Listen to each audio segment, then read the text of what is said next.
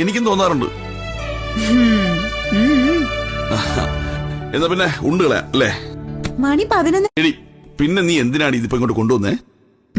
നമുക്ക് വിഷയം മാറ്റാച്ചാ. ആ നിന്റെ ഇഷ്ടം പോലെ എന്തെങ്കിലുമൊക്കെ ചെയ്.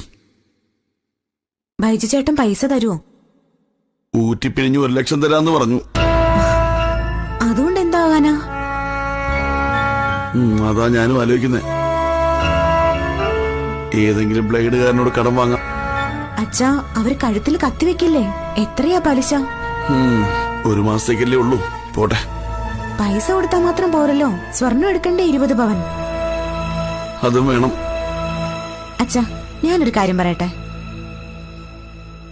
നിന്റെ സ്വർണം എടുക്കാന്നാണോ? വേണ്ട, അതി തൊട്ട് കളിക്കണ്ട. അതല്ല അച്ഛാ, പറയുമ്പോ അച്ഛൻ വേറൊന്നും വിചാരിക്കരുത്. പറ.